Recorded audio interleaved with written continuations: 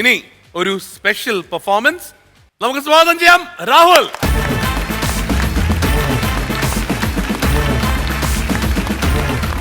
രാഹുൽ എന്ത് ചെയ്യുന്നു? രാഹുൽ ഞാൻ കലാഭവനിലൊക്കെ വർക്ക് ചെയ്യുന്നുണ്ട്. എവിടെയാണ്? കലാഭവനിൽ വർക്ക് ചെയ്യണം അല്ലേ?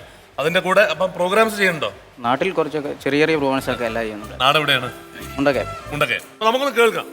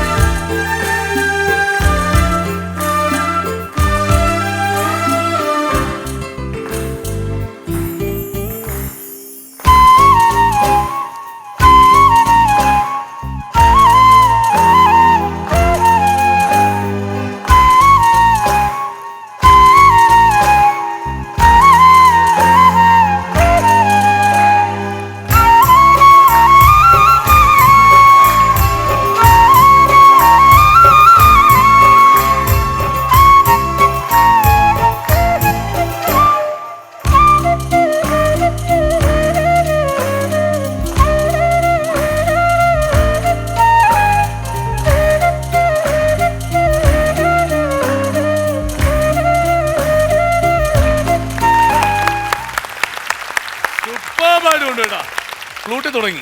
ഇനി അടുത്തത് വയലിൻ കൊണ്ടുവരട്ടെ. വയലിൻ കൊണ്ടുള്ള മിമിക്രിയാണ് ചെയ്യാൻ പോണത്. ആഹാ, അപ്പൊ അതെന്താണെന്നുള്ളത് കാണാം. വയലിനിലെ മിമിക്രി ഓക്കെ കേൾക്കാം. ആദ്യമായിട്ട് ഞാനൊരു പൂച്ച കയറുന്ന ശബ്ദമാണ് വയലിൻ കേൾപ്പിക്കാൻ പോകുന്നത്. ഓക്കെ. ആ അയ്യോ,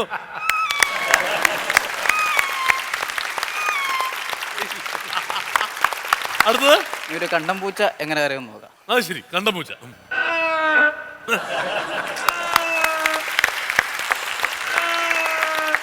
ഒരു പട്ടി കുരയ്ക്കുന്നത്.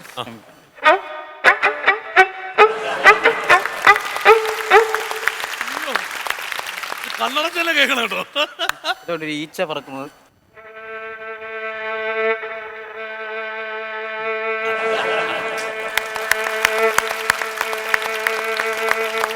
കുളവി എങ്ങനെയാ പറയുന്നത്?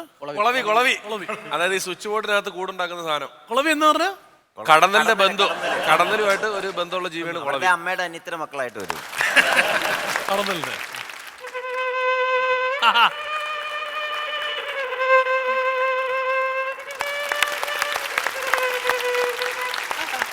ഈച്ചയുമാണ് കൊതുകുമാണ്. ഈച്ചയാണ് കൊതുകായിട്ട് പോയി. ഈച്ചയെന്നും കൊതുകെന്നും പറയും. കൊതുകാണ് നമ്മൾ ഉറങ്ങുമ്പോൾ ചെവിയുടെ അടുത്ത് വന്ന് ഈ സാധനം ഉണ്ടാക്കിയിട്ട് പോകുന്നത്, ചെറുതായിട്ട് പോകുന്നത്. ഈച്ച ലൈറ്റ് ഓഫ് ചെയ്ത് കഴിഞ്ഞാൽ സർവീസ് നിർത്തും. ഇരുട്ടിന്റെ പരിപാടി ഇല്ല. കൊതുകിനാണ് ഇരുട്ടത്ത് വരുന്ന പരിപാടി പുള്ളിക്ക. അത് നമ്മളെ പറ്റിക്കില്ല. ഇവിടെ വന്നിട്ട് അപ്പുറത്താ കടിക്കുകയല്ലേ. ഇങ്ങനത്തെ ഹെലികോപ്റ്റർ പോകുന്നത് എൻ്റെ ശബ്ദം.